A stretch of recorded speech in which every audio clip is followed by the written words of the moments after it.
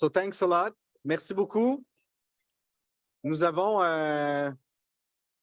12 minutes de retard, ce qui est encore correct pour une discussion de fond qui nécessite beaucoup de débats. Le panel vise à approfondir la question de manière multidisciplinaire et puis nous avons 7 panélistes de haut niveau pour la discussion.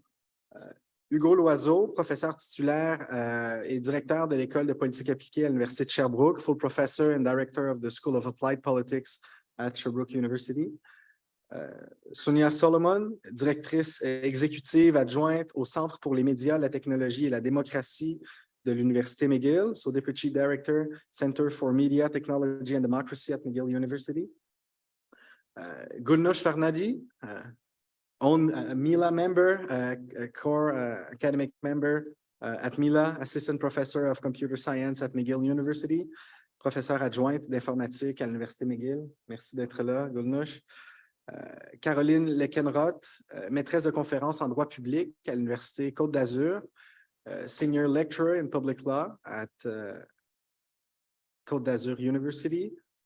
Yoshua Bengio, que nous avons tous entendu.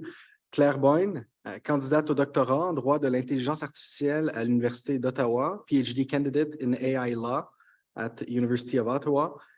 Et à ma droite, Jocelyn McClure, professeur de philosophie à l'Université McGill, Professor of Philosophy at McGill University. Et le panel sera modéré par Juliette Powell, qui viendra me remplacer au lutrin, autrice du livre The AI Dilemma, 7 Principles of Responsible Technology, that will come out tomorrow. So it's our pre-launch today. So Juliette, the floor is yours. Merci. Je suis tellement contente d'être ici avec vous. Ça fait longtemps que je ne suis pas venue à Montréal, puis il était temps. Il était temps. Au fait, depuis The Montreal Principles, c'est quelque chose qui me tient à cœur, donc je suis particulièrement honorée d'être ici avec vous aujourd'hui. Ça fait longtemps qu'on parle d'intelligence artificielle dans l'imaginaire créatif, surtout quand on parle de science-fiction. Hein? Mais quand on y pense vraiment, notre société moderne, le monde moderne qu'on connaît, ben, c'est surtout grâce à l'infrastructure des outils d'intelligence artificielle. Par contre, la lettre qui est sortie, the open letter that was signed in March of 2023 by hundreds of AI specialists, including our very own Yoshua Bengio, as well as many prominent people in the AI ecosystem, marked a big shift in public discourse. The shift went from endless promises of a revolutionary technology to the potential that that technology overcome its very creators.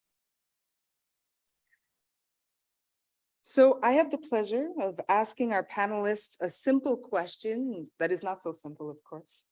On va commencer avec une question qui va vraiment comme cerner le restant de la conversation et je la pose à tous nos panélistes. Je commencerai ici à ma droite si c'est possible. Donc, pour vous, quel est le risque le plus gros pour la société quand on parle d'intelligence artificielle à court, à moyen et à long terme et qu'est-ce qu'on peut en faire? Parfait. Merci beaucoup de la question. Merci aux organisateurs pour l'invitation et surtout pour l'organisation d'un début d'un dialogue vraiment interdisciplinaire là, qui me semble absolument essentiel. Je pense que je vais faire un philosophe de moi-même et proposer des distinctions. Je pense qu'il faut absolument distinguer différents types de risques.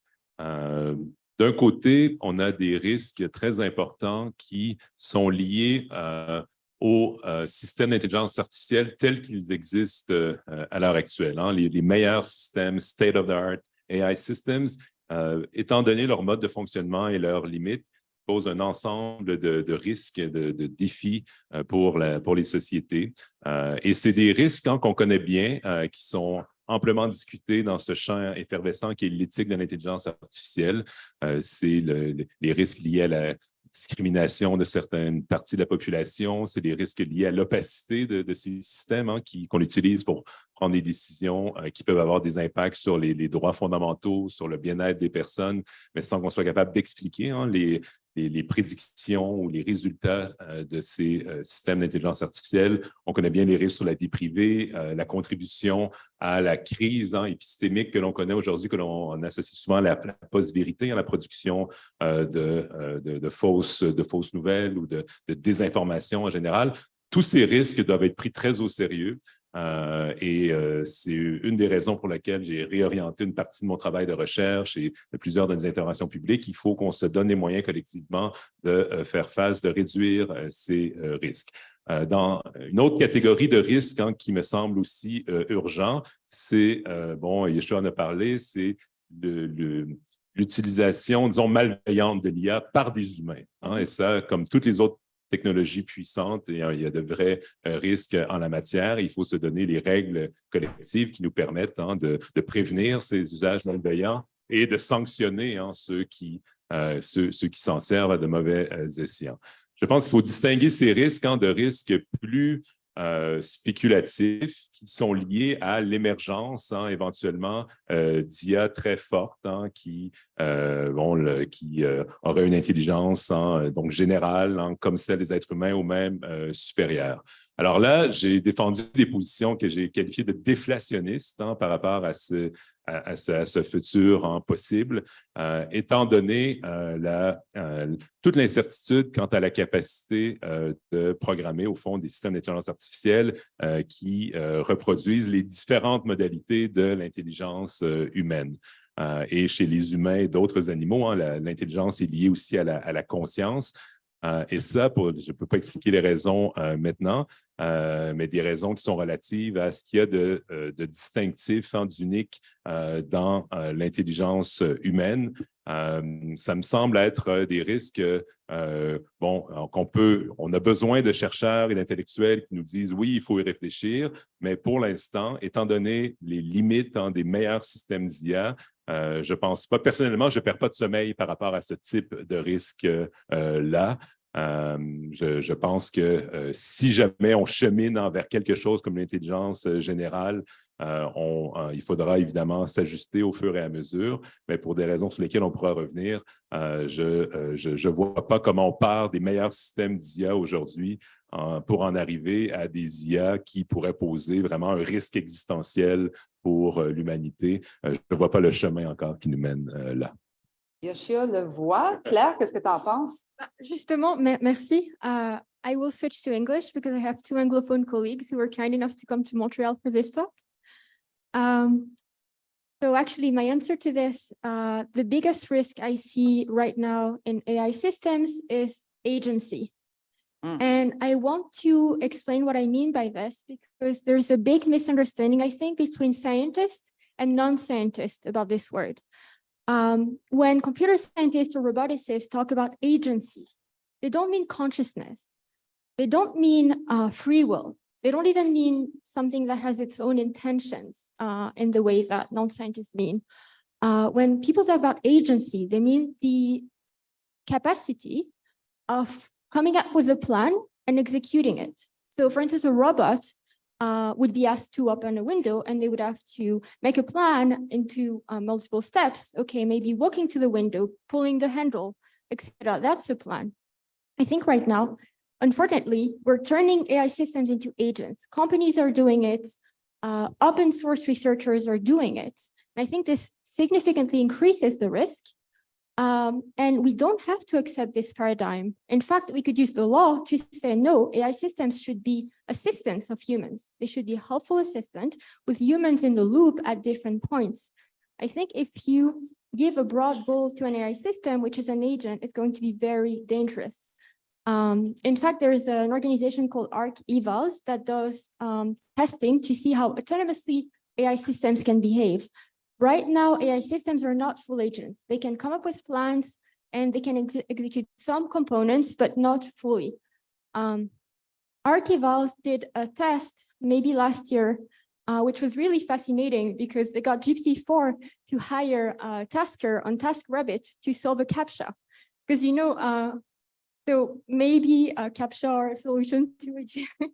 I'm joking. CAPTCHA are not, of course, the resort to save us from AGI, but it's kind of funny to think that that was something that could potentially deter an AI system, but the AI system managed to hire a tasker on TaskRabbit, and the tasker said something like, "Why can't you solve a CAPTCHA? Are you a robot?" with a laughing emoji. And GPT-4 came up with a response that was, "No, I'm visually impaired, which is why I can't do it myself." So that's what I mean by agency. I think agency poses three problems, which Joshua Bengio explained very well before. There's the question of people giving AI agents nefarious goals. There's the fact that we're not really good at specifying what we want. It's the genie problem. You get what you ask for. How do you specify what you want in a safe way? There's an example from about 20 years ago of an AI system developed to learn to land planes using reinforcement learning. It's a famous example. And then the proxy that was used, meaning that the way it was trained was, it was supposed to get a certain number of points in a flight simulator, and it learned to game the system by overflowing it with data. So obviously it wasn't capable of landing planes. So this is the idea of bad specification. And I think the third problem is, even if we become incredibly good at specifying the goal we want, there's still the question of how the AI is going to do it.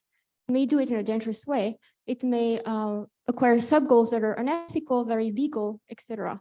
So I would say, in addition to all the potential harms that my colleague mentioned, which are the individual harms and the societal harms like job loss and displacement, misinformation, election manipulation, etc., and you know, the individual being discrimination, privacy breaches, malware, ransomware, etc. There's also some more existential risk, and also risk leading up to it, which would be catastrophic, especially if we combine AI with biology or nuclear weapons. And so I'll just give 4 pointers as to how the law can address this, because I'm a lawyer. I think one is cross-sector collaboration is not really useful for current and future AI systems as they're becoming more generalized. We need AI agencies, and we need regulations that are not like the AI Act was in its version 2 years ago, meaning based on use cases of AI.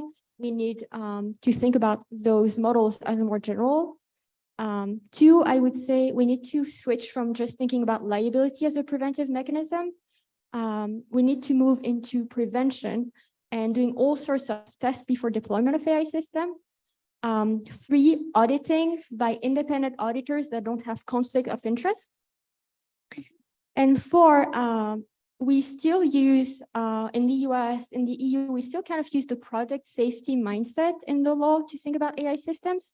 I think it poses problems. For instance, you know, we can't count on people following the instructions of use of an AI system.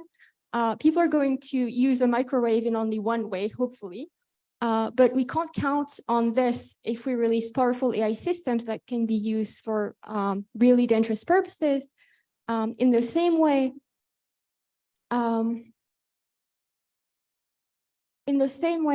product safety often relies on one test before placing something on the market, but AI systems perform differently, cause different harms based on the context of use and also based on how they've been updated. So we can't really count on having one assessment and then we put the system on the market. It may be outdated the next day or the day after. Thank you. I fully agree with all this. I already spoke a lot, so I'll be quick, but I'd like to respond to Jocelyn McClure's doubts. He doesn't see the way to systems that could be dangerous for society. I do, and others do, and others who are even closer to these state-of-the-art general purpose systems than I am in industry. There is a whole set of research groups who are working on bridging the gap, in particular, what I've called bridging the system tool gap. In other words, enabling machines with better reasoning abilities, as I mentioned.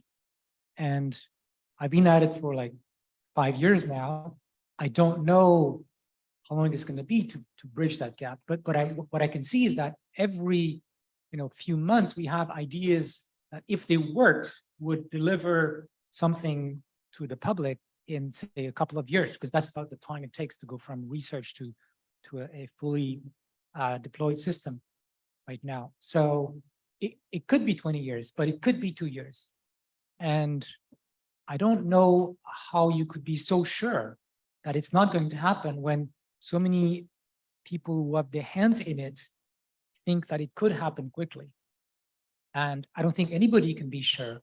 So that's why we need societal tools, legislation, and we need to start working on this now, because it takes years for developing that kind of infrastructure.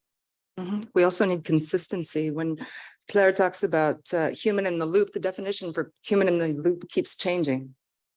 Caroline? Merci. J'aimerais apporter un élément de réponse, moi aussi, parce que je crois que je m'inscris davantage dans la première ligne que dans la seconde, pour alimenter le débat, et attirer ensuite votre attention sur un point particulier des risques qui concerne les plus vulnérables.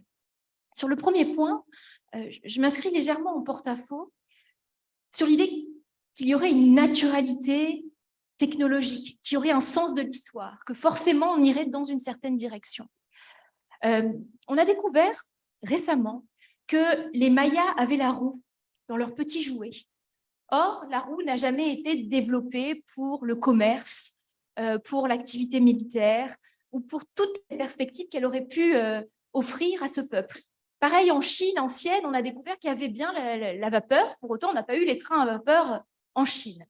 Alors, c'est des exemples un peu triviaux pour dire que nul ne peut savoir quelle sera la trajectoire des déploiements de l'IA.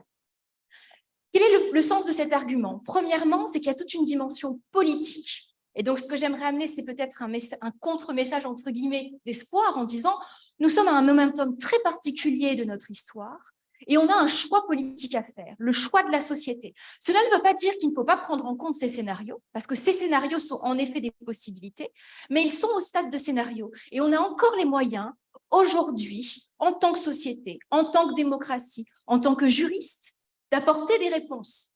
Donc, ça, c'est la première chose. Ensuite, je tenais à revenir à notre première question sur les risques. Quels sont les risques en termes d'IA? Il y a un point qui me paraît... Alors, je souscris bien évidemment à tout ce qui a été dit avant, mais il y a un point sur lequel j'aimerais aussi attirer votre attention, et les risques que présentent les intelligences artificielles et leur déploiement pour les publics les plus vulnérables, qui, à mon sens, sont les premiers touchés par ça. Je vais vous donner au moins 3 exemples de cela. Premièrement, on sait que les systèmes d'IA sont des systèmes qui projettent le passé sur le futur. Donc, la reproduction, donc ils portent en eux-mêmes, intrinsèquement dans leur fonctionnement, la reproduction très forte des inégalités. Donc, quand vous êtes pauvre, aujourd'hui, en 2023, vous êtes dans ce que j'appelle des prisons algorithmiques de la pauvreté. C'est extrêmêmement compliqué de ne pas être repéré dans un système capitaliste comme une personne à risque. Donc, ce sera plus difficile pour vous d'avoir un crédit, parce que vous êtes quelqu'un de pauvre, ce sera plus difficile pour vous, serez systématiquement repéré par lorsqu'il y a des contrôles par rapport à le risque social que vous représentez, etc. Donc ça, c'est un premier point. Le deuxième point, c'est que malheureusement, aujourd'hui, moi je le vois particulièrement dans les administrations, on déploie l'IA non pas au service précisément d'un service qui serait amélioré, mais pour aussi faire des économies d'échelle pour des raisons d'orthodoxie budgétaire. Donc, très clairement, on va remplacer des agents par des IA. C'est le cas très emblématique de l'agence du Michigan, qui, à l'issue de la crise de 2011, pour l'emploi, a décidé de remplacer tout le système de lutte contre la fraude par des systèmes algorithmiques. Donc, 400 personnes ont été licenciées dans cet État pour pouvoir lutter contre la fraude aux allocations chômage. Bon. Il se trouve que le système qui a été mis en place, qui était entièrement automatisé, dysfonctionnait à hauteur de 93%. Donc, c'est-à-dire qu'il y a, dans les cas où les personnes étaient repérées, on disait, vous êtes un fraudeur, vous devez payer, vous devez rembourser. on va saisir votre maison, vous allez être expulsé de votre maison avec toutes les conséquences que ça peut avoir. Eh bien, ça dysfonctionne dans 93% des cas. Qui sont les premières personnes touchées par ces personnes-là? Sont les publics vulnérables dans les agences d'État. Et bien souvent, le service au rabais qu'on propose, eh bien, il concerne les personnes les plus vulnérables dans notre société. Quand vous avez énormément d'argent à investir, ce n'est pas une IA qui va décider si oui ou non on vous accorde le crédit. Donc, que ce soit dans le système privé ou dans le système public, les premières personnes touchées par cette IA au rabais, en quelque sorte, qui remplace le quantitatif par le qualitatif, ce sont les personnes vulnérables. Troisième point, et je m'arrêterai là, c'est que un des risques majeurs de l'IA qui n'a pas été évoqué encore, c'est à quel point elle touche notre intimité. C'est-à-dire que les IA sont aussi là pour profiler, mais d'une manière qui nous dépasse et qui dépasse notre entendement. La plupart des personnes qui sont dans cette salle, ont sans doute qui sont sensibilisées à la question des données, ont très certainement entendu leurs voisins, leurs amis dire « moi, j'ai rien à cacher ». Le problème avec l'intelligence artificielle, c'est qu'on ne sait pas ce que l'on doit cacher, puisqu'on va vous profiler, puisqu'on va construire un profil qui va permettre d'être utilisé pour vous vendre des choses ou pour vous repérer comme une personne à risque, au-delà de tout élément qui serait de notre entendement. Par exemple, la manière, ce que l'on consomme, les personnes que l'on fréquente, les quartiers où on habite. Lorsqu'on parle de reconnaissance émotionnelle, notre température corporelle, la manière dont on cligne des yeux, nos réactions, tous ces éléments-là, qui sont complètement au-delà de notre contrôle, vont pouvoir potentiellement être utilisés contre vous. Et là encore, les perspectives de ce profilage, de cet usage, vont particulièrement toucher dans leurs usages les personnes les plus vulnérables et les plus précaires de notre société. Donc, je crois que là aussi où il y a un point d'attention particulier qu'il faut avoir dans les débats que nous avons aujourd'hui en matière de réglementation, c'est les failles et le renforcement des failles que ça crée dans notre contrat social, dans notre vivre ensemble, lorsque les plus modestes, les plus fragiles, les plus vulnérables de notre société vont être particulièrement touchés. Merci. Good news? So I switched to English. It's a nice question because I'm working on one particular field, which is bias and discrimination. And if you are asking someone who dedicated a life towards a certain field and asking like what is important, I think the question is kind of like hard to answer. For me, although I dedicated my career to this particular one, I don't think we should actually choose what is going to be the most important or what is the risk. First of all, I want to also clarify some terminologies here. When we are talking about risk, by definition, this terminology refers to something that's happening in the future. Bias and discrimination, the one that I'm working on, it's not something that's happening actually in the future. This is happening today. And there are many, many examples of that happening, and it's in many sectors. So last year, I actually worked on a project with UN Habitat on AI in cities. So what we did for that, the focus was kind of like application of AI. And then I realized that this is going to be incomplete if we are not talking about risks, right? So instead of like talking about what is the current terminology of the risk, saying short-term risk versus long-term risks, which I have so much of explanation towards like why we are adding timing to it, I actually explained towards the life cycle of AI. And I think we need to think about the landscapes of the risks that are happening. It's not particular risk that is important. And I think if you're putting in the context, in different contexts, it might be a single one that is more important to focus on.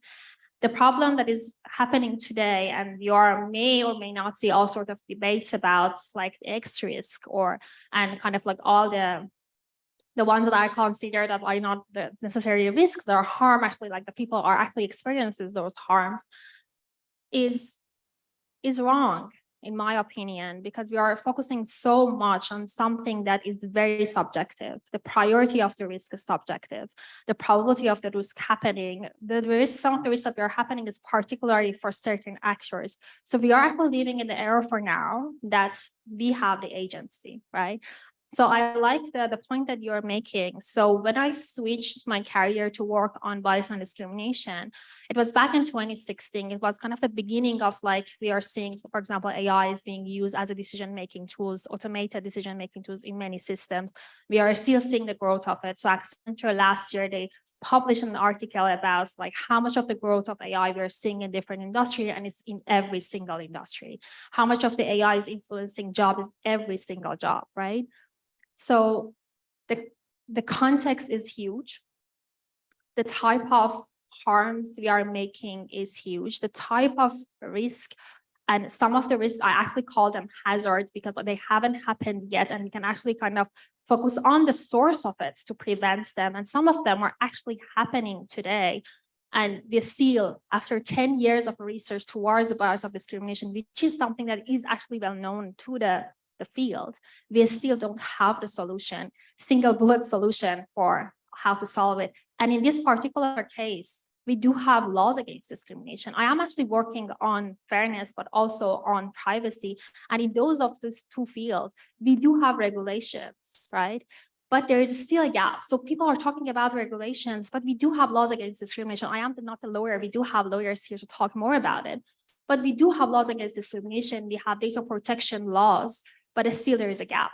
We are still kind of dealing with how we can kind of bridging these gaps, right? So when you're raising this question, what is important? I think is all of them are important. And we have to make an effort towards, like, it's been few months that people are actually having these debates about what is important. It's not the important question to ask, actually. What is important is kind of like how we can find a solution. Maybe the solution are aligned. Maybe the way that we can prevent something that's happening in the future is actually something that we can do, and we should kind of like collaboratively working together to find those solutions instead of like debating about like what is important here and why we should kind of focus on one particular one. I really like your framing there. Thank you so much. Sonia, you're a sociologist. I'd love to hear what you have to say. Thank you so much for having me. So I spend a lot of time at our research center at McGill, where I co-direct our research on the effects of media and technology on democracy specifically. So this is really where I would drill down to say is the biggest risk for society is to democracy. For me, the risk to democracy is a short-term risk, it's a medium risk, and it's a long-term risk. And when I talk about democracy, I'm really talking about two key things here. It's the ability to affect the public interest and the ability to affect decision-making. And we're seeing a vast power imbalance. I won't rehearse all of the wonderful points my colleagues have raised, but we are seeing such a drastic power imbalance between a handful of companies who are setting the rules that are affecting the contours of public life and decision-making for billions of people around the world. So it's not just the power imbalance for me, it's also the centralization of power. As Joshua so astutely pointed out at the beginning of his talk, it's the centralization of power is not just bad for democracy and human rights, it's bad for business too, right? And lots of governments around the world are trying to get at this in different ways, about the monopoly and the concentration of our market power. So I think we're in this watershed moment right now in AI development, where all of this excitement and innovation has led us to ask questions around, well, what can we deploy towards what social problems can we deploy these systems? And I think now we're kind of reorienting the questions we're asking ourselves. So I really like the question you've posed, actually, because we're asking ourselves which areas of the public sector do we want these systems deployed? Which areas are simply too high risk? Which areas do we not want these systems being involved in our decision making? Do we want these systems deciding who gets a job or who gets social housing or credit? And so I think this is a fundamental solution towards this is governance that puts the public interest in priority in asking these questions around what are uses for these systems, and can we agree on some high risk uses, and can we agree to simply ban uses where we have demonstrably unsafe systems? So I'll leave it there. Hugo. Merci Juliette, merci pour l'invitation. Je suis spécialiste de la cybersécurité, non pas de l'IA. Et on m'a donc invité aujourd'hui pour faire des parallèles entre la cybersécurité et l'IA. C'est-à-dire que depuis de nombreuses années, on se rend compte, et on l'a vécu au Québec d'ailleurs en 2016 avec le piratage chez Desjardins qui a entraîné toute une prise de conscience sociale générale sur des choses dont nous, les spécialistes dans les domaines précis de la recherche, on en parlait depuis 2005, 2006, donc on a une dizaine d'années de retard. À l'époque, au moins. Les choses ont grandement changé. De nouvelles législations sont arrivées. La loi 25, pour ne nommer que celle-ci au Québec, qui oblige donc les entreprises privées à rehausser de beaucoup leur niveau de cybersécurité, tout comme les institutions publiques. Je suis aussi un partisan du dialogue interdisciplinaire et intersectionnel, c'est-à-dire qu'à l'École de politique appliquée et à l'Université de Sherbrooke, où je travaille, on a fondé le groupe de recherche interdisciplinaire en cybersécurité qui réunit à peu près toutes les facultés de l'université autour des enjeux de cybersécurité. L'IA a aussi besoin, je pense, de ce dialogue-là, et donc je remercie donc le MILA de nous avoir invités aujourd'hui pour parler de tout ça. Ce qui est intéressant aussi aujourd'hui, c'est que ce dialogue-là que nous avons sur l'IA, on l'a eu un petit peu avec la cybersécurité, mais ça a été un peu trop tard. On a donc vu, et on vit encore de nos jours, les nombreuses conséquences de ce manque de sécurité dans le cyberespace. À l'Université de Sherbrooke, on a un institut, l'Institut quantique, et justement, l'Institut quantique, avec ma collègue Isabelle Lacroix, on a lancé un programme de recherche sur justement comment le quantique va-t-il transformer les sociétés, quels seront les impacts du quantique sur les sociétés. Et là, on est vraiment une bonne vingtaine d'années en avance par rapport à l'IA, mais aussi par rapport à la cybersécurité. Et il y a beaucoup de solutions qui sont proposées devant nous. Si on regarde la littérature, si on regarde les enjeux qui sont anticipés, les problèmes qui sont anticipés. J'aurai peut-être l'occasion d'en reparler un peu plus tard. Toujours est-il que pour répondre à la question qui nous est posée aujourd'hui sur les risques associés à l'IA, je dirais que du point de vue de la cybersécurité, il y a à court terme une augmentation. Et là, quand je parle de court terme, c'est maintenant vers les années subséquentes, c'est-à-dire une augmentation extraordinairement élevée des cyberrisques. Donc, le cyberrisque, qu'est-ce que c'est? C'est la possibilité que vous soyez victime d'une cyberattaque et aussi une augmentation des cybermenaces. Les cybermenaces, ce n'est plus une possibilité, ce n'est plus une probabilité, c'est une réalité. C'est-à-dire qu'on est dans quelque chose où il y a un danger associé à la menace cyber. Et ces dernières années, les menaces ont augmenté en termes de qualité, mais aussi de quantité. Donc, il y en a de plus en plus et elles sont de plus en plus sophistiquées.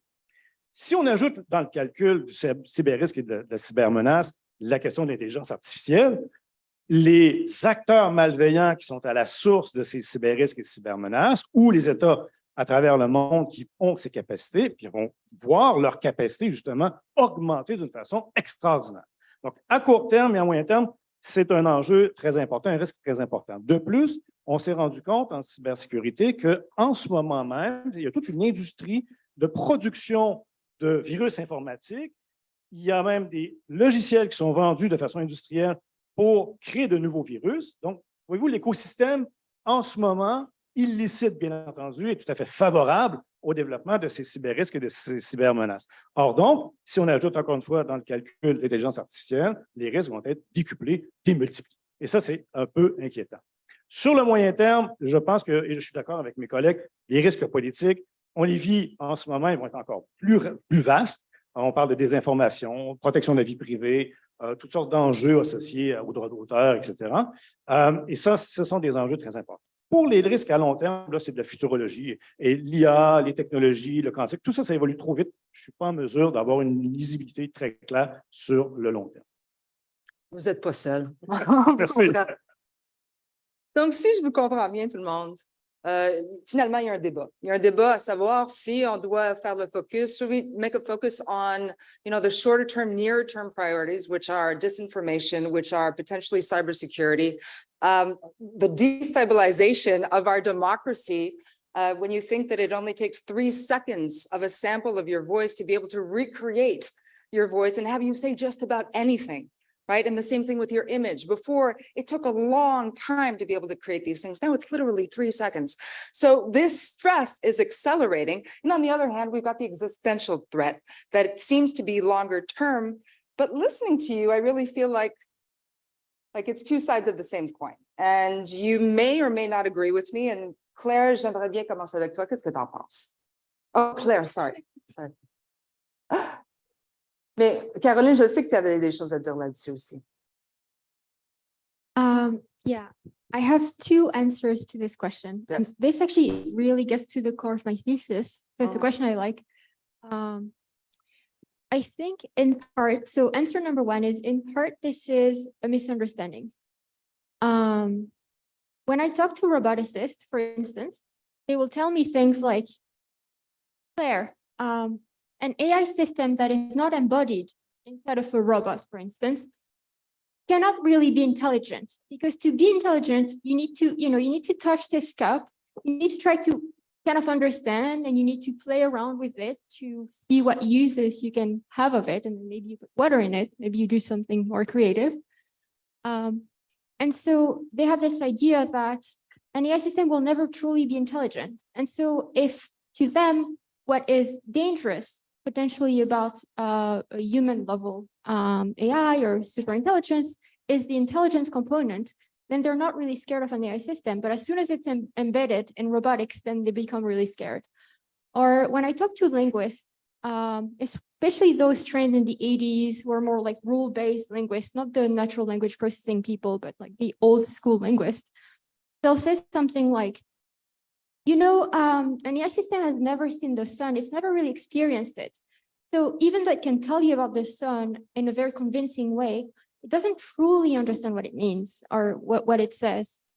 And I think those things are completely irrelevant.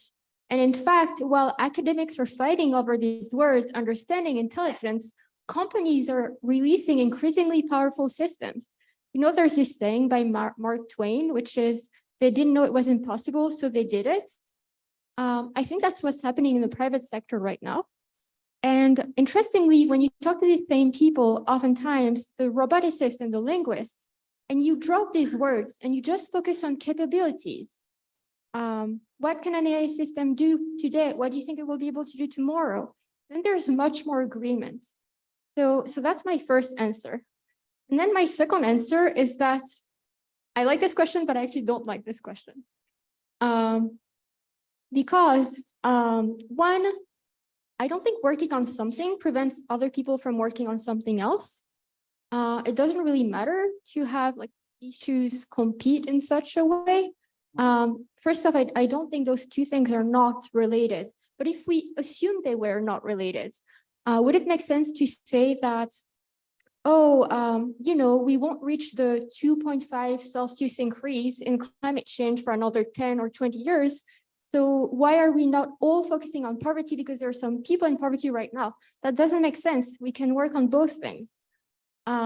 Second, I think those two things, what we call short-term risk and what we call long-term risk, are actually highly correlated.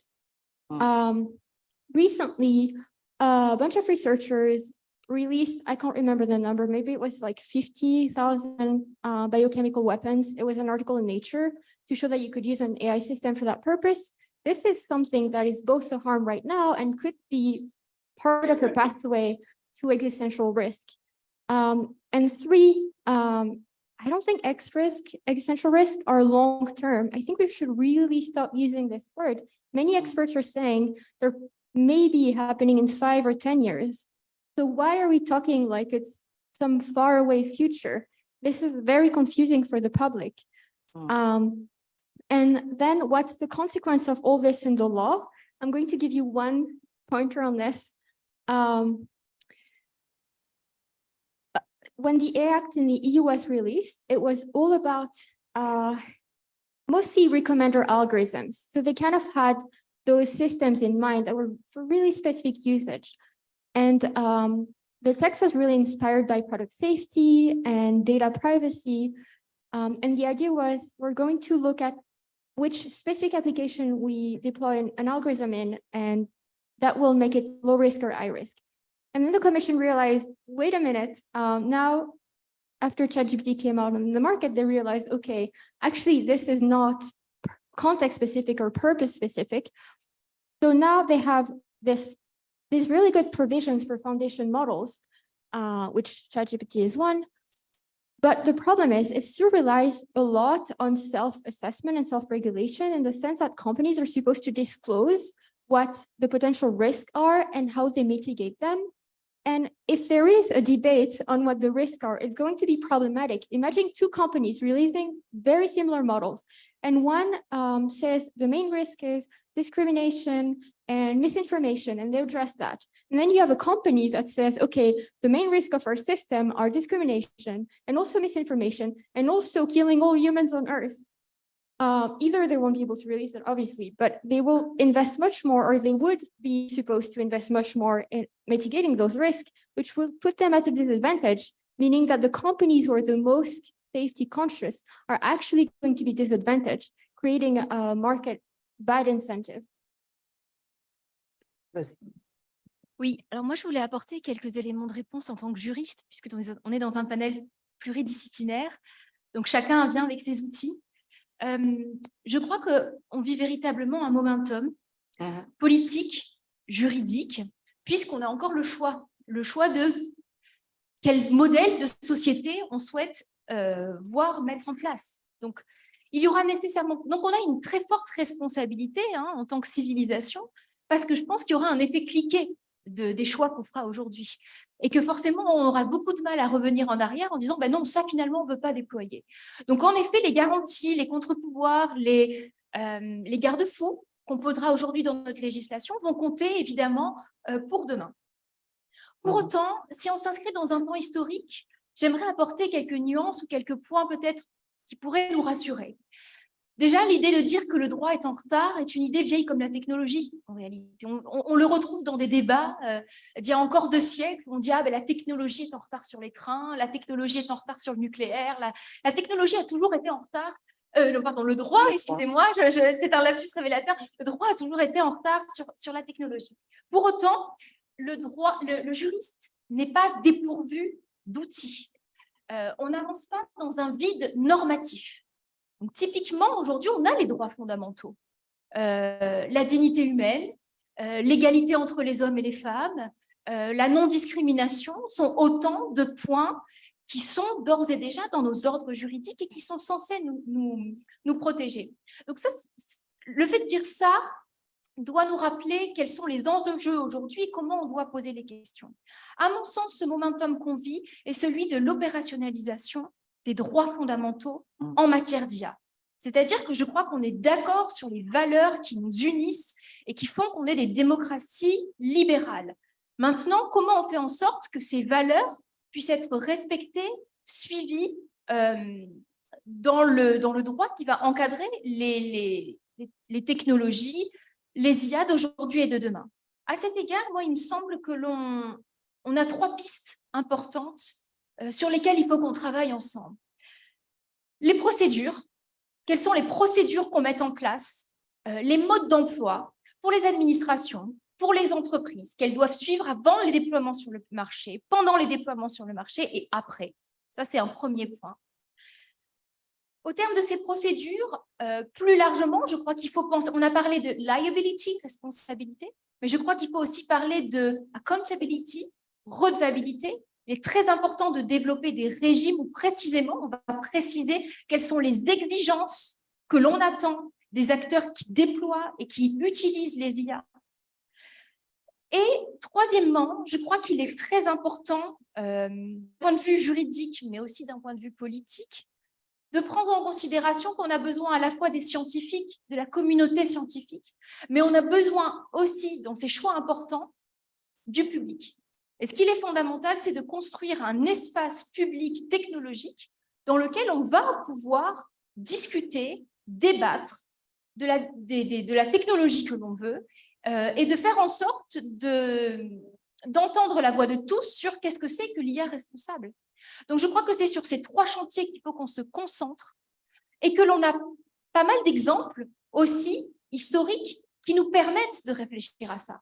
Tous les travaux des années 90 sur le nucléaire, alors j'ai bien entendu la différence qui a été mentionnée, elle est juste, mais on a déployé plein de modes d'emploi, plein de réflexions qui peuvent encore aujourd'hui nous accompagner. On a aussi des exemples historiques dans les démocraties, dans notre rapport à la technique. Comme on le disait à midi, jusque dans les années 70, au sein du Congrès américain, on avait une commission qui décidait des questions de quelles sont les innovations acceptables, qu'est-ce qu'on exige des acteurs de la technologie avant de déployer, pour déployer. Donc, je crois qu'on n'est pas dépourvu, à la fois dans le droit et dans l'histoire, pour apporter des réponses très concrètes aux enjeux qui nous sont posés. Well, we also saw in the 1990s the huge deregulation of technology in the United States, specifically pertinent to many of the companies that control artificial intelligence, at least in Silicon Valley. And so, you know, yes, we do have things that we can look back to, but I think that we also have to look forward and try to create new measures as well.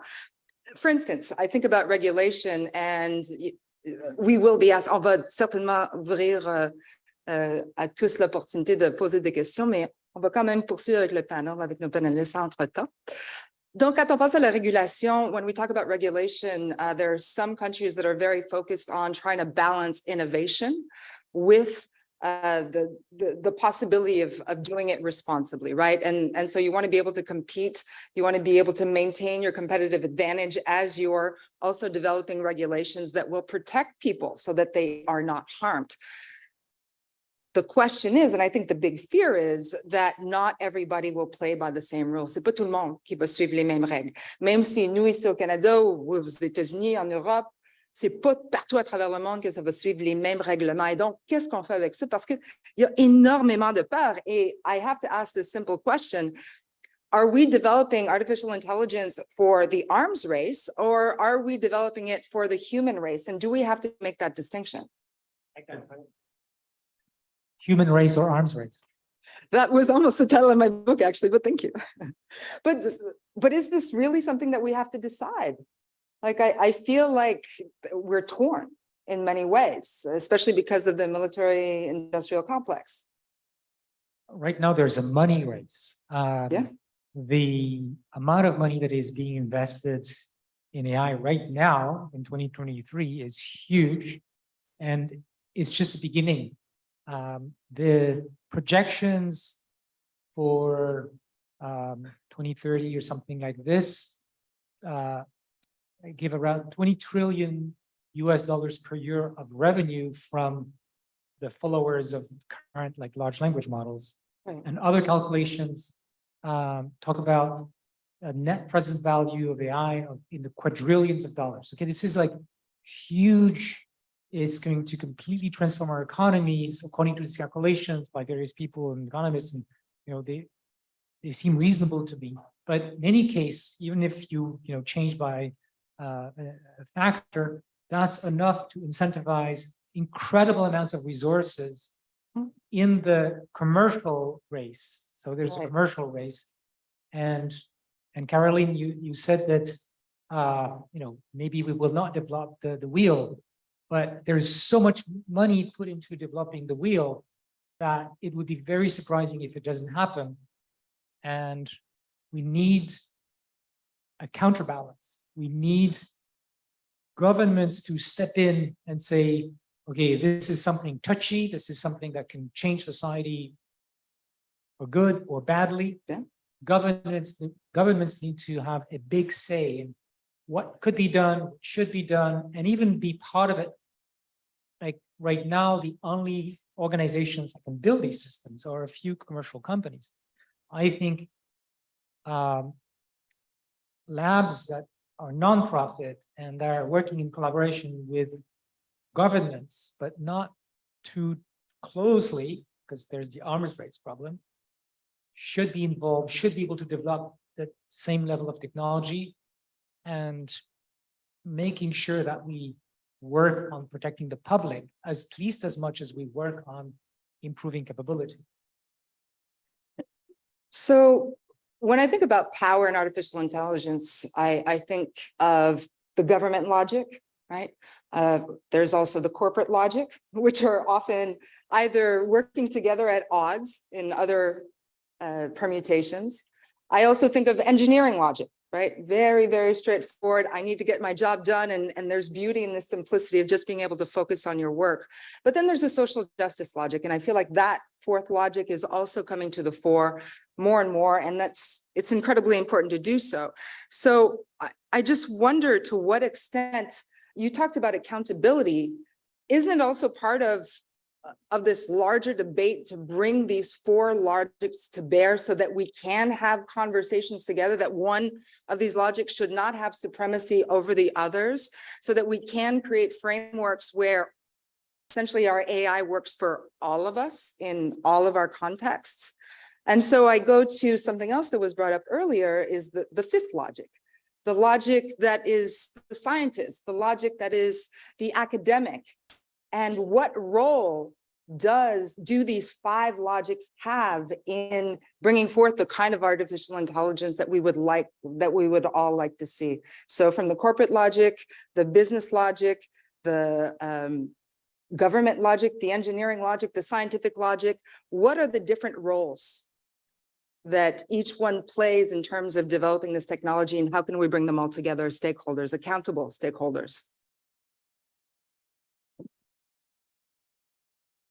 Différents rôles, bien entendu. Le rôle des entreprises privées, c'est justement l'innovation, faire des profits, etc. Donc, c'est tout à fait naturel que l'on assiste en ce moment au développement de l'IA, mais aussi des sommes extraordinairement prévues de revenus. Ça, c'est tout à fait logique. Le rôle des gouvernements est plus ambigu. Hein. Ça, c'est un aspect que j'aimerais aborder, c'est-à-dire que le rôle des gouvernements est là pour justement protéger le public, limiter les excès, justement, des entreprises privées, mais en même temps, les gouvernements sont pris dans une compétition internationale. Donc, on parlait de course à l'armement.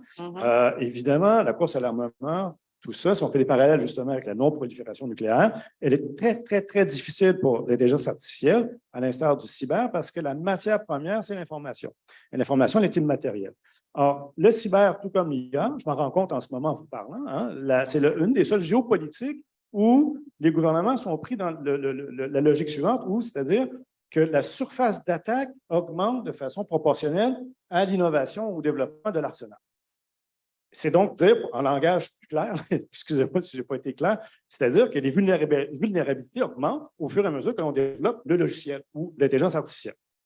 Et donc, les gouvernements sont dans une logique où ils doivent justement avoir cette concurrence-là, lutter contre cette concurrence-là, mais aussi protéger la population. Pour protéger la population, ils ont bâti donc des principes et des politiques de sécurité nationale où il y a des acteurs comme les services de renseignement, les services de sécurité, les forces armées, qui ont développé leur propre IA et qui l'utilisent justement pour lutter contre la criminalité et lutter contre les menaces à la sécurité nationale. Donc, les gouvernements sont dans un drôle de rôle, limiter, développer, être en concurrence, etc., etc. Pour les autres secteurs, je vais laisser mes collègues qui sont beaucoup plus compétents que moi à répondre à ces rôles-là. Merci, Hugo.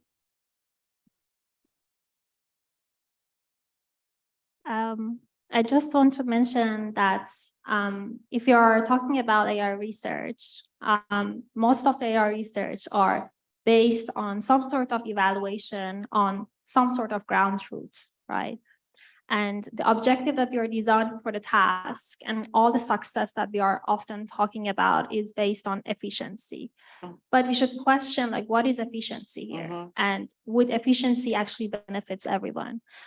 And in terms of like my work, I think I can say that like efficiency is not the question that we should ask. And the reason that we have this kind of bias and discrimination is kind of because of this kind of utilitarian approach towards solving problems. And the tasks that we are focusing on are often the benchmark are coming from industry, right? So they are investing money and they are putting lots of money towards like which task even the researchers that are outside of the industry, which is still like we are actually in the era that many of these researchers are in the industry, actually working for the industry, but even outside of the industry, they are working towards the goal of the industry in a sense. They are working towards the goal of those benchmarks, those tasks. So one of the issues for me is the metrics that we are using. The metric that we are using in order to measure the harm event, right? So most of the discussions are around powerful AI systems, but the harms are not necessarily coming from the most powerful AI system. We can actually create harm with a very dumb AI system. And can we measure like how much it has a cost?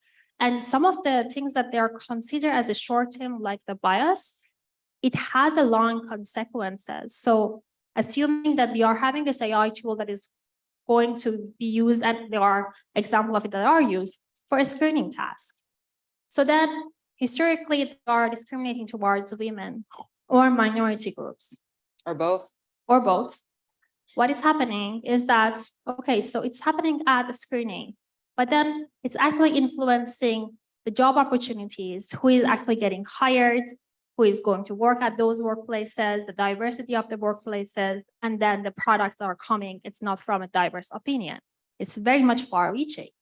How you can measure the harm that is actually produced by a system that is just used for screening our certain fields. And it is happening today, right? We cannot even measure like the long-term effect of it. We are talking about like AI have a control over humans. If you are the users of social media, most of them are based on money of the advertisements. And so much they are doing the research towards the psychology of like how you are going to get addicted to see more advertisements. We are already actually getting powered by AI to act in a certain way. If you are asking like psychologists around this kind of like focus span of the people, it has been reduced by the AI system that is deployed today. We are using them today. The psychological effect of it on teenagers, for example, on mental health, people are healed, etc. These are the costs that we are already paying, right? So we should think about the measurements, how we are measuring this harm, how we are measuring like what we think about existential harm. Is it in terms of the cost on number of people? Is it the cost of the lives? How we can actually compare it with other risks, right? So we should think about the measures. And in terms of discrimination in different fields, I still don't have any particular metric because it's very subjective. And we don't have that much of money poured into different fields to discuss and kind of coming up with the metrics. Regulation is not the key. The reasoning is that still it's very vague, like how we can actually measure this. And for me, we need to create a capacity, for measurements, create a capacity like how we should deal with the system. And it actually requires this multidisciplinary efforts. It should not be just computer scientists, because for a while, even bias and discrimination are solved by computer scientists. We should not even solve it. AI is a socio-technical challenge. So we should include that. And I'm happy about this particular panel that we have political scientists, we have social scientists, we have lawyers and computer scientists, and we need also the people who are getting harmed to tell us what they need, why we are just listening to the industry to tell us like what they need. So we should include people in the loop, right? And that's the question, like what is human in the loop? But the consumers should be in the loop. Not just the consumers. Let me just add that. I don't think it's just the consumers. I don't think it's just the voters. I do think that it is we, the people, all of us together, regardless of what our role is in society. But you might disagree. Yeah. Actually, You go. On this invitation to disagree, maybe I'll point a little counterpoint here. I agree that harm-based regulation has largely failed us for all sorts of reasons, but I do think that regulation is one of the key levers that we can pull in this debate. And I wouldn't categorize it as harm-based. I think we're seeing I'm very encouraged by models that are risk-based. So the EU is doing a risk-based model to AI regulation that I think Canada can emulate, along with like an independent regulator that is really going to be able to enforce some of these mechanisms. But I think thinking of the risks before a potential harm happens is really going to be key for policymakers. Yes. And that's not to say that we shouldn't stop researching the harms, because lawyers and policymakers need evidence-based models for how to design these risk-based approaches to governance. So for me, I do think regulation is a key here. And I would just point to risk-based models as one additional element. Can I just answer to that? My point is not that regulation should not be taking place. I think it's going to be hard. Regulation taking place long-term, and wrong regulation might produce more harms. I also don't like to go towards kind of like the measurements towards just focusing on harms. No, we should not be reactive. We should be active towards the risk that we are foreseeing, right? We should see the source, right? And kind of like kill it at the source. And we can do it for many of the risks that people are talking today about the actors, about the certification, about the auditing, but we don't have that capacity. And I think AI is dynamic in nature, and we should kind of rethink about the regulation system that are also dynamic in nature. So auditing for me is bridging this gap between like what we can define as metrics that can be standards, that can be certificates, that can be guidelines, and then become the regulation. Just wanted to add a couple of points related to all of these. We need agility in the regulatory bodies that are going to be put in place in different countries, because we don't yet understand all the risks. We don't know what the right benchmarks will be. Technology is going to move. The nefarious users, we don't think of all of them right now. And that was one of my important recommendations at the US Senate. We need to invest massively in better understanding what needs to be done to protect the public. So that's both technical research and like AI research and governance research and the socio-technical combination of both that will guide future regulations, because it's going to be a moving target. It's something that needs years of research and debates and discussions. So there needs to be a much greater investment to gradually improve the regulation, and it needs to be done in a way that we don't need to go back to the legislator, every 6 months, because that's not going to work.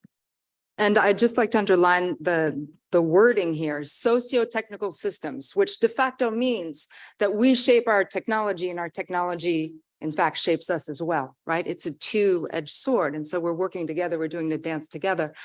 I love this conversation so far. This is absolutely fascinating. J'aimerais ça vous inclure plus, parce que vous avez bien commencé, c'était en grande force, mais là, vous écoutiez, là. Qu'est-ce qui vous trotte en tête là, pendant que vous écoutez tout ça? Ouais, I think that the last two questions raise a very, very difficult issue, almost maybe a tragic dilemma for public administrations and government. So one thing that those of us who paid attention to say what was going on in business ethics, just before, the progress in AI, one of the conclusions, and I look at my colleagues, Rioa and Danielle here, was that, okay, in business ethics, we shouldn't rely too much on self-regulation, right? You shouldn't expect that, good ethical behaviors will flow naturally from, the personal virtues and dispositions and goodwill of executives, managers, and even developers, engineers, and so on. And all the better if they are intrinsically, virtuous, but we should not rely too heavily on that. Even, sometimes engineers or, professionals, they also belong to a profession, and that can counterbalance the expectations of, say, management. That could be a good case, but in many cases, computer scientists are not under such a professional authority, and that's an important problem. So if self-regulation is not the answer, then we need hard external regulations. And so I want to concur with my colleagues here. And I think that that's an emerging consensus, right? Despite our disagreement on more maybe speculative questions, that's an emerging consensus. But the tragic dilemma here is related to the previous questions about the arms race, right? So we also don't want to live in a world where, say, only illiberal and non-democratic countries have access to the best, most advanced technology, right? That would be a dangerous world. So it's a very delicate balance. We need to regulate. We should not, just say, well, there will be free riders who will not regulate the field, so we cannot regulate. No, we shouldn't accept that argument. We need to regulate because of all the harms and risks that we mentioned, but we also need to understand, state-of-the-art technology and keep following where it's going. So it's a very difficult balancing act, but it's been done in other domains. Yeah, I feel like though this is something different. I feel like, and perhaps you're thinking of CRISPR, for example, technology where Ms. Dudna went and not only invented or co-invented the technology, she also went and did a TED Talk where she implored the entire world, including her colleagues, to please take a 6-month moratorium so that we could talk about what we wanted to do with CRISPR technology and gene editing. I feel like you told the world that we should do something similar with advanced artificial intelligence. I can tell you that I did an AI salon in New York on August 1st, and I asked a bunch of practitioners of AI, specifically who are using generative technology, and they almost laughed in my face. They did not take it as seriously. And I said, well, if we can't listen to our fathers and our grandfathers, then who can we listen to? At the same time, we've got a shortage, for example, of teachers in the United States. And I'm hearing a big push to use generative AI, ChatGPT, to teach students without any kind of human supervision. We know that they hallucinate. We're talking about the next generations. This is direct. So I'd be curious, as educators, as academics, as people that do believe that self-regulation is not working, what should we do? Should we, if we have shortages, for example, in key areas, especially after the pandemic, should we be allowing chatbots to teach our children? And if not, what do we do as humans? Like, these are, I think, as important in the short term as the idea of regulation is in the medium to longer term. I wanted to say something about what Jocelyn raised regarding the tragic dilemma. And I guess he was thinking about, say, Russia or China developing powerful AI while we go slowly because of regulation. Yep. So I think this is a really important point. And there is strangely something interesting here, which is the most kind of concerning risks, the existential risks, or like loss of control, might be the thing that brings around the table those countries to the same table. Just like the fear of nuclear Armageddon brought, China and the USSR and US around the same table in the 50s and 60s, because we all lose if we don't address these bigger risks. It's not about one country against another, it's humanity against, something that can endanger humanity. So whether you think those risks are important or not, they might be an interesting strategic aspect to make sure the whole planet starts doing the right thing. It's the Independence Day argument where all humanity comes together to fight the aliens. Now we're fighting AI. It kind of, It should be interesting to see if indeed this fear, this overarching fear, can bring us together as humans. If we can forget about our nationalities and our differences and potentially collaborate together, that might be very powerful. And let's bring in the philosopher. Yes. Well, very quickly. One of the most frustrating exercises that I've put myself into was to participate in a UNESCO expert meeting that led to the draft, to the recommendation on responsible AI, right? It was frustrating because I realized that, it wasn't about AI ethics, it was about international relations and spokesperson talking about, well, our state interest is such and such. And so I quickly lost interest. But at the end, though, all the countries, rallied and did, endorse the recommendation. So it's a non-binding document, but Iran, Russia, China were all at the table and they all signed up for it and they all agreed. They tried to, water down some, clauses and so on, but we have that document now, the UNESCO, and it's the only one which included all the countries. So, we can build on that step that was taken already. Okay, so using that potentially as a framework, parlons d'une gouvernance internationale. À quoi ça ressemblerait? À quoi ça ressemblerait là, if there was an international body? And Yashio, when you spoke to Congress in the United States, you mentioned this as a possibility. I've heard others, Gary Marcus, for example, also talks about this and deeply believes in it. So what would that look like and how would that work for all of us and not just some of us? So first, I want to add a few things why it's needed. It's needed because even if few liberal democracies agree to do something about regulating the risks of AI and the current harms, for example, the dangerous misuse and so on, doesn't have any border, right? So you could have an AI system running in a country that doesn't have those regulations, that gets used to bring harm in our countries. And so it's not something that we can solve, separately. We need the international community to be part of that. I think we can learn from the failures and the successes of the climate change negotiations internationally. One mistake would be to try to negotiate independently of other international agreements, something about AI.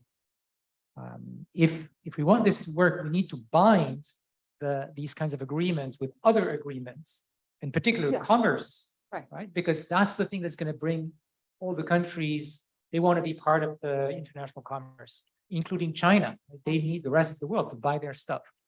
So yeah, we need that frame of mind.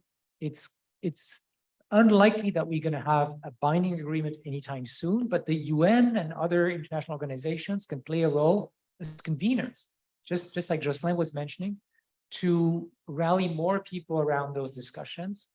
And also, there's probably going to be differences, cultural differences, right? I don't think to draw details here, but there are things on which we will not agree, but we can still agree on some of the bigger risks, for example, and we should do that. Then it's going to be impossible for a UN level kind of organization to enforce whatever agreement we come to. More likely, I mean, it's going to be difficult. More likely, we should rely on national regulation to do the enforcing. At least that's a more reasonable path in the coming years. But who gets to be the chief? Who gets to be the chef? We don't want a chief. We don't want a chief. This is really important. Right? Thank you. That's why I'm asking you to bring it up. We need decentralized power, whether it's in terms of companies, countries, people. Hold on. Oh, we've got hands going up. Okay, we're going to go to the audience in about 2 minutes. So let's get a very quick wrap up for those of you who had your hands up. C'est à votre tour. Alors, cette fois-ci, je serai en désaccord, mais pour jouer la version pessimiste de la chose, parce que j'étais l'optimiste tout à l'heure. En tant que juriste, moi, je ne crois pas du tout aux solutions internationales. Je les espère, je les souhaite. Évidemment, je ne peux que vous rejoindre sur ce constat-là. Mais je crois malheureusement que ce n'est pas l'échelon où on parviendra, par rapport aux enjeux que vous avez posés, dans le temps qui nous est donné, à avoir les véritables réponses que l'on espère par rapport à ces questions-là. Ça pourrait accélérer le processus. Oui.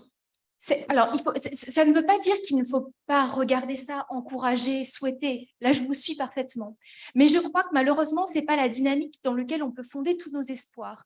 Et je le dis aussi en tant que pragmatique, parce qu'il faut trouver aussi les points où on peut appuyer, agir pour faire avancer les choses.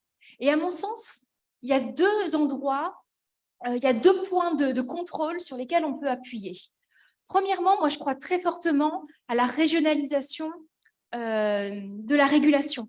Oui, alors très court. Régionalisation de la régulation, c'est-à-dire là, ce qu'on fait au sein de l'Union européenne est susceptible d'influencer et de faire bouger la tectonique des plaques de la gouvernance mondiale en matière d'IA. Et deuxièmement, ce qui est déjà là en tant que gouvernance internationale, ce sont les standards techniques. Et là, on voit qu'on a des normes globales. L'ISO est en train de poser des normes globales. Donc, je crois qu'il faut regarder ça de très près parce qu'on a besoin notamment de juristes en droit de l'homme qui vont aller regarder ces standards et voir comment, techniquement, on déploie tout ça. Et c'est un levier d'action très important pour pouvoir construire les choses, même si on n'est pas dans les grandes lignes qu'on espère et qu'on doit nécessairement poser. Parfait. Dernier commentaire? Oui, vite, très, très vite. Rapidement, OK. Donc, d'une part, je pense qu'il faut quand même contester un peu ce narratif de AI arms race entre les pays. La Chine est quand même derrière les États-Unis. China is behind the US in terms of AI development. Oh, I think that's depending on who you ask, actually. Well, it seems that they're unfortunately quite good at things like facial recognition and surveillance technologies, but in terms of other technologies like general purpose AI system, it seems that they are behind. And I think having this narrative of the AI arms race actually gets the US to compete against itself and speeds up the development. Second, there's talk of having some sort of IAEA for AI, just like there is for nuclear. I do believe that we're getting close to a point where certain AI systems will be the equivalent of people being able to make a nuclear bomb in their kitchen. So I think that it is actually a good idea to have such an agency. And for those who are skeptical of things like the UN, I understand it's frustrating. It takes a long time. It's impossible to get things in writing and treaties. But I don't think the treaties are actually the most valuable that these organizations bring. I think what's the most important is not what happens in the meeting rooms at the UN, but what happens in the hallways. And so such organizations can actually provide a forum for countries like China and the US to talk, especially if they get close to AGI. And yeah, last point, I think having such an agency would also be a good place to have to receive whistleblower complaints, whether they're on things like misinformation or risk of AGI or other things. So I think it's actually a great idea to have something like that. That's a really interesting perspective. So we promised the audience that you get a chance to ask some questions. I'm not going to be the one to point at you because we've got somebody who's far more qualified. Thank you very much for participating in the panel.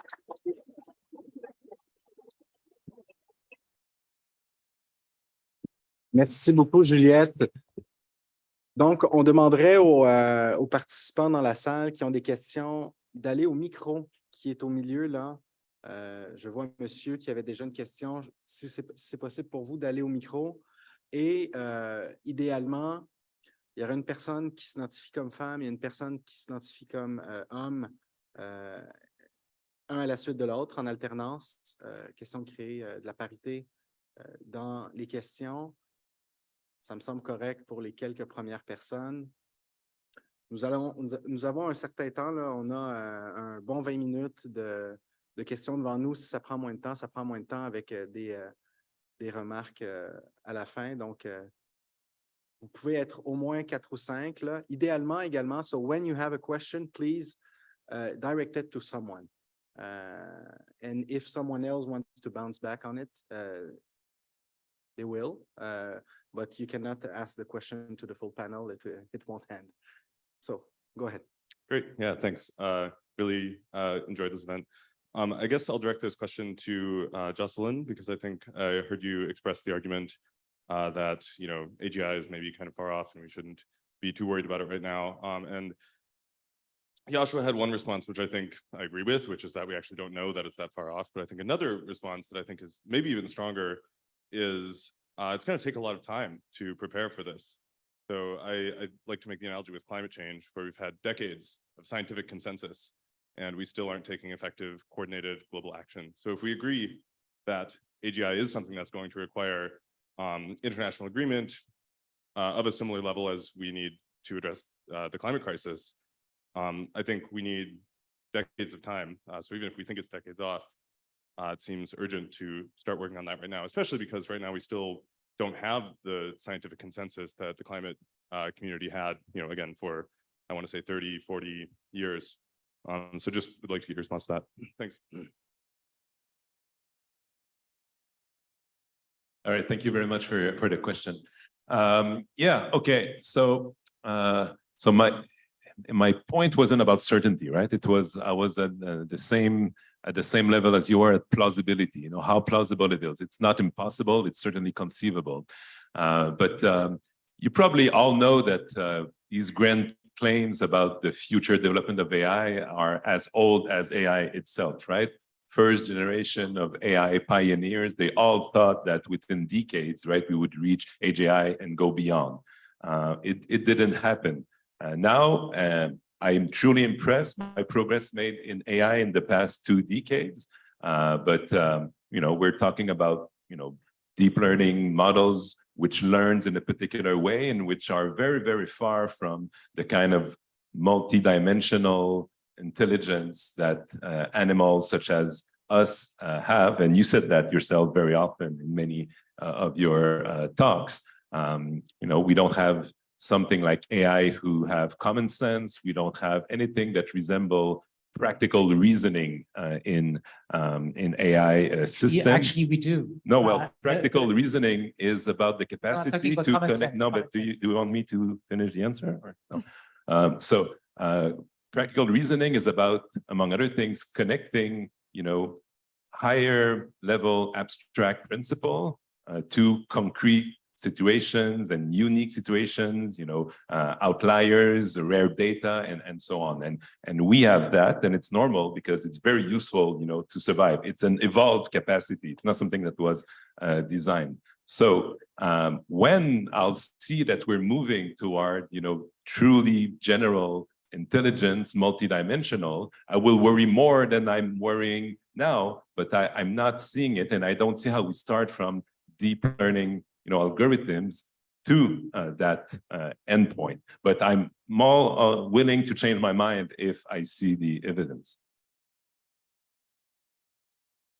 You should play a bit more with ChatGPT. Oh, I did. Bonjour, moi ça va être une question pour Caroline. J'ai vraiment beaucoup aimé vos interventions. En particulier, je pense que les standards ISO vont être indispensables pour les compagnies, pour les aider à faire des logiciels d'IA qui fonctionnent. La question que j'aurais pour vous, je pense que ça a été cité par personne. Que pensez-vous de l'idée d'avoir une base de données des incidents en IA à déclaration obligatoire pour toutes les organisations qui utilisent de l'IA, qu'elles soient publiques, privées, etc. On a la AI Incident Database qui existe, mais présentement, tout ce qu'elle prend, c'est des articles de journaux.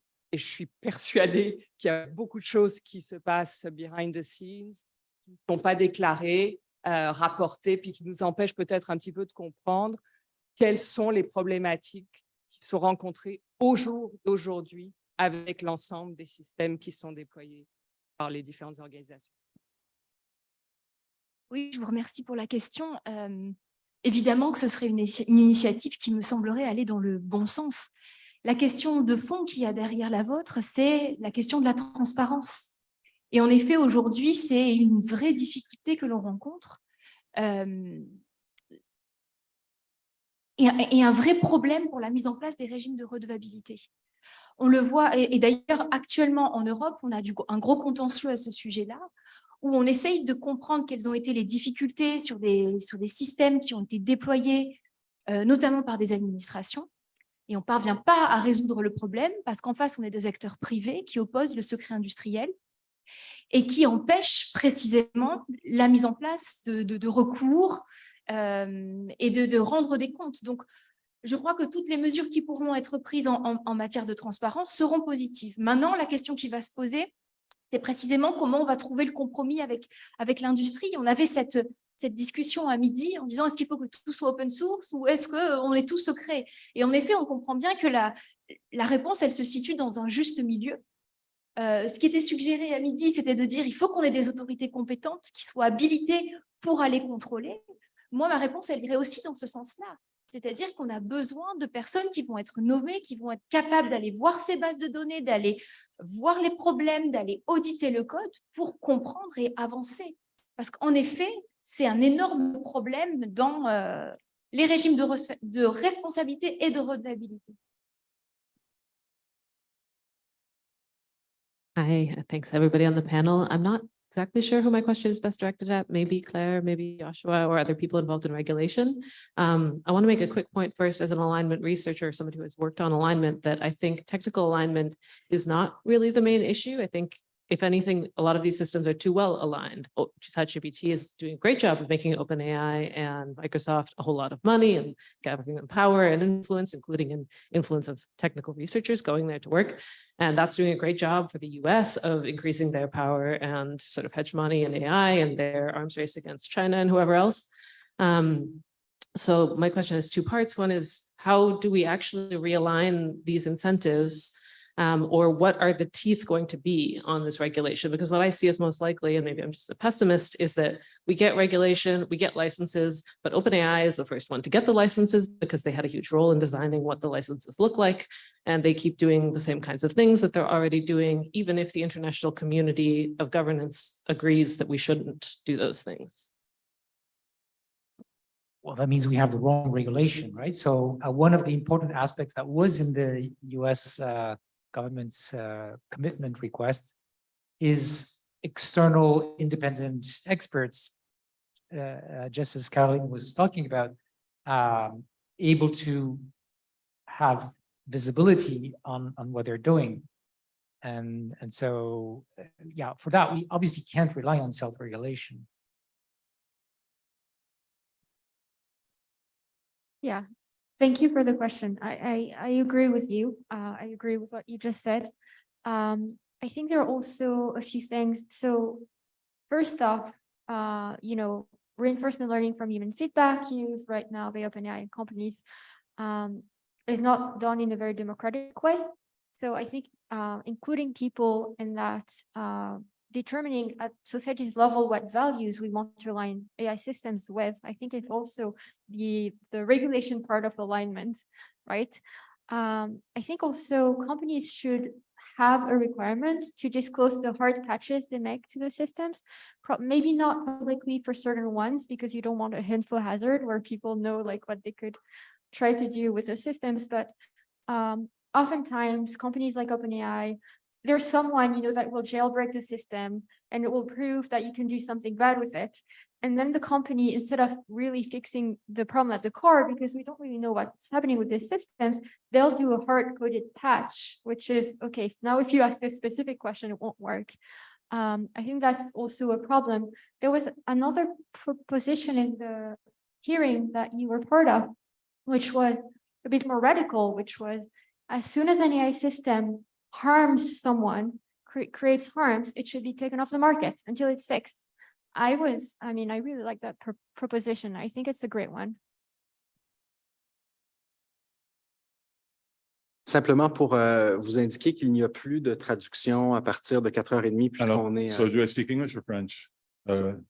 English would be best. Okay. Please. Yeah. So I don't know who to direct it at, whoever feels the most impelled by it, if anybody. So I'm sensing a little bit of a lack of fit between the things that we've been talking about for the last 20 minutes or so in terms of regulatory frameworks and the really, really scary things that Joshua was talking about at the beginning of his presentation. I'll be quick. It seems to me that the really, really scary things, not that the other things aren't scary, but they're just really scary as opposed to really, really scary, have to do with two things. A, unintended consequences, and B, rogue agents. Regulation involves being able to enforce or at least to incentivize. Rogue agents don't care, and unintended consequences are unintended. So we can't latch on to the intentions of people in order to regulate them. Okay, well, Joshua has obviously jumped on the mic, which is great. But so I'd like to hear about, you know, how we triangulate questions of regulation and questions of the really, really scary scenarios of rogue agents and unintended consequences. Yeah, I've been thinking a lot about this in the last few months. I think regulation is plan A, and it would reduce the risks by a huge factor. But there will still be accidents, unintentional, and there will still be bad actors doing things that are, of course, not following the protocols. And I think we need a plan B for this. So this is maybe a place where I differ with David, who asked the question earlier. I think we need to develop socio-technical solutions to prepare against those possibilities. That means countermeasures. So it's kind of like national security, except it's not aimed at other countries. It's aimed at AI systems, which could be autonomous or not, but that are deployed in ways that our current usual infrastructure can't deal with. And I'm not saying it's going to save us, but what else can we do? I don't know. But and that potentially means, that's where I differ with David, I think, that potentially means developing AI that's going to be safe and that can help us fight superhuman AIs that may arise in the future. And that's tricky because we don't want to bring the thing we want to avoid. But we need to think about those possibilities.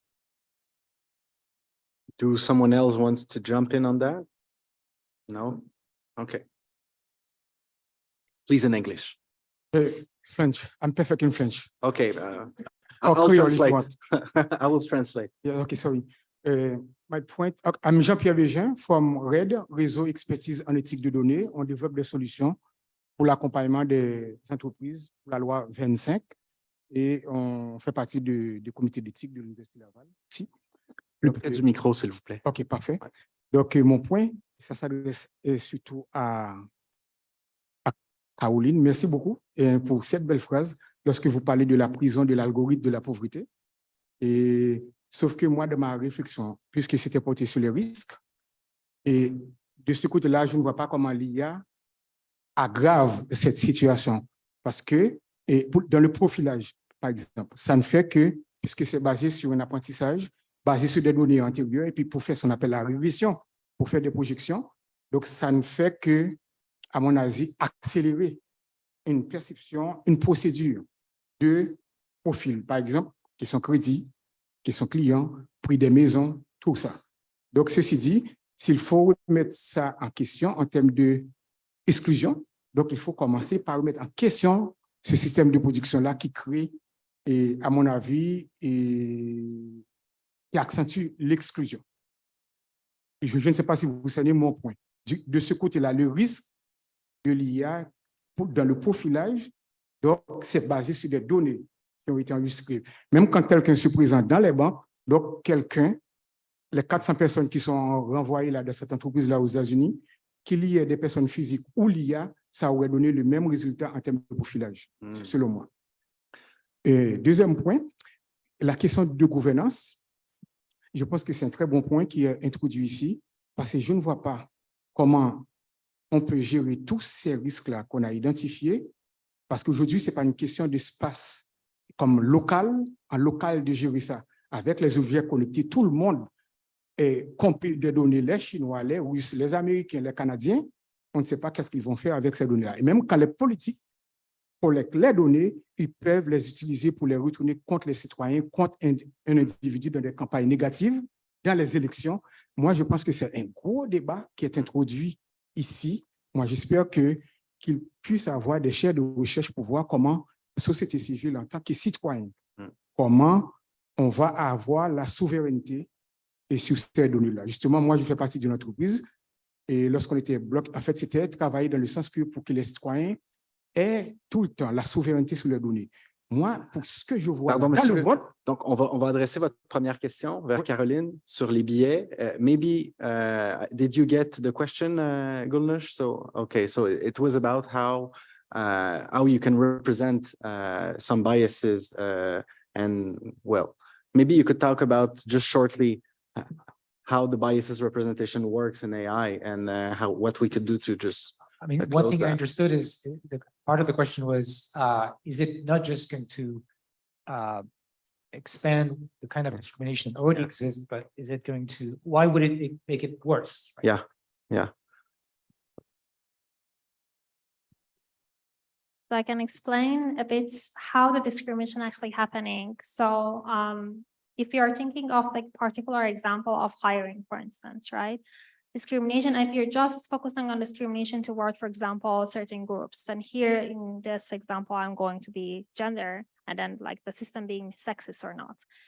There are so many rules of like that can happen. And one can be particular in the data that the model is trained on. So the data can be, for example, most of the data points are from men, right? And the most of the decision, the positive decision of like, for example, receiving the job or not receiving a job, it's also men, right? So part of the issue is that we are having historical, for example, discrimination. So, and the data that we have is unbalanced, right? So part of it is just the data, but it's also part of it is the design of the system. So the way that we are designing the system, the metric, and as I mentioned, the metric that we are choosing is actually working toward utilitarian approach. And what does that mean is that working towards some sort of majority pattern in the data. And the majority pattern could be, for example, the male population in the data.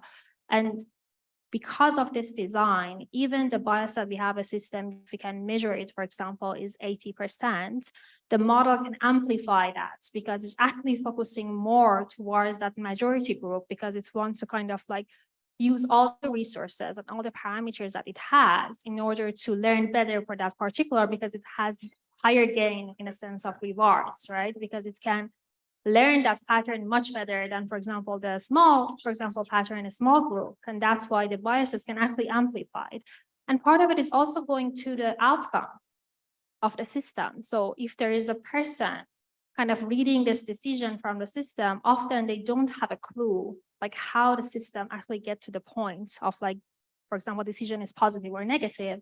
And because of this kind of like black box way of things, and we don't have the reasoning, explanation, interpretability of the models, that bias can also be amplified. So they don't have a clue like how to interpret, for example, probabilities from the system, and then it's going to be amplified. So it's kind of like in the brief way of saying that, like how the biases can actually appear and how it can also amplify. And part of the issue is also we are designing the system that they are actually, when there is outcome, it's actually getting imported to the system as an input of the system. So it's actually kind of creating this kind of feedback loop that is also amplifying. So the bias of the system can actually amplify it more because the data is getting more biased.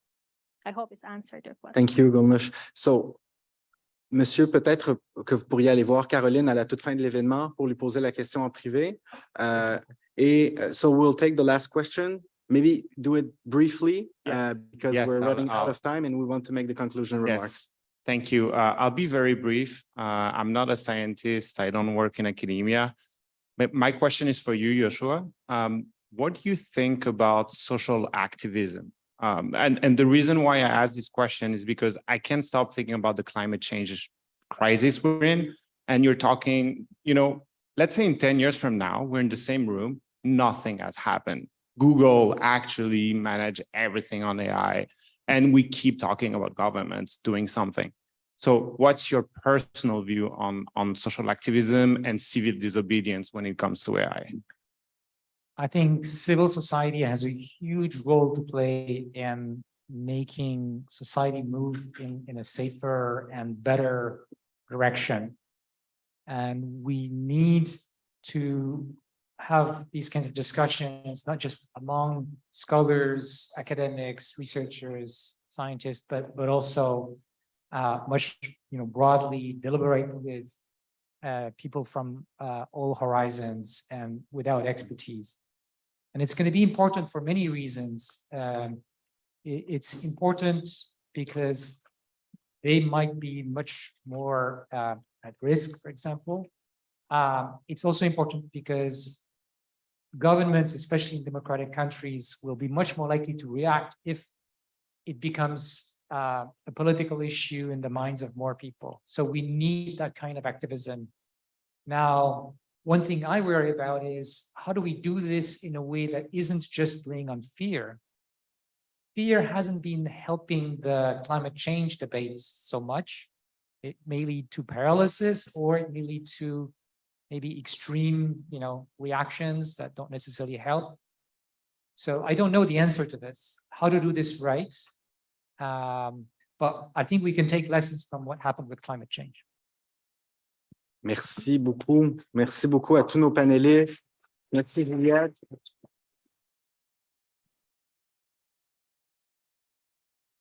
Avant de passer la parole à Lise Langlois pour les mots de clôture, j'aimerais remercier les équipes d'Ivado et de l'Obvia pour l'organisation conjointe de l'événement. Merci à Joshua pour ton input évident, pour ton leadership. Merci à l'équipe ici à MILA, notamment Laurence et Julien, qui ont travaillé extrêmement fort pour faire arriver cet événement, mais aussi à tout le monde. Deux messages avant de passer la parole à Lise Langlois pour le mot de clôture. If you are an AI scientist and you are in the room and you want to learn more about responsible AI and how, as a scientist, you can develop new tools, we have a program which is called Trail, and Solène over there at the end of the the room. She is running the program at MILA, so you should go see her and subscribe to the program here at MILA. Donc, très important. Et deuxième élément, Juliette Powell, son livre sort demain, so your book is coming out tomorrow. So, The AI Dilemma, 7 Principles of Responsible Technology. Merci d'avoir été là. Thanks for being here today. That was very nice. Maintenant, Lise Langlois, directrice générale de l'Obvia, pour les mots de la fin. Et à la fin de ces remarques, vous êtes libre de partir ou de parler ensemble. Merci beaucoup.